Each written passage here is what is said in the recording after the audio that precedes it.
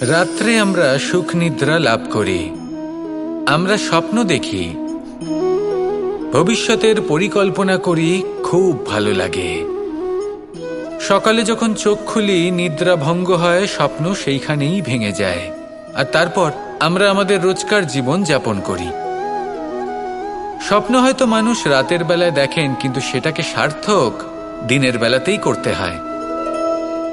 রাতে মধুর বাতাসের নিচে কোমল শয্যায় শুয়ে মাতার গলায় মিষ্টি গান শুনতে শুনতে নিদ্রায় আচ্ছন্ন হওয়া, স্বপ্ন দেখা, ভবিষ্যতের পরিকল্পনা করা বড়ই সরল।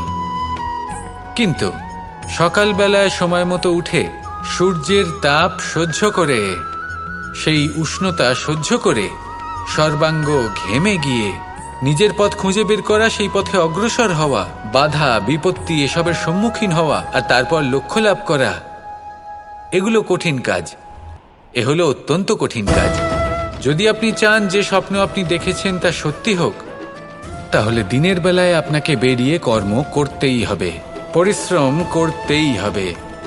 মনের এই চক্ষু দিয়ে স্বপ্ন দেখা সম্ভব, কিন্তু যদি আপনি বুঝতে পারেন যে এই স্বপ্নই হলো আপনার লক্ষ্য, তাহলে তাকে সার্থক করতে শুধুমাত্র পরিশ্রম দ্বারাই করতে হবে। তাহলে পরিশ্রম করুন আর আমার সাথে ভালোবেসে বলুন রাধা রাধা।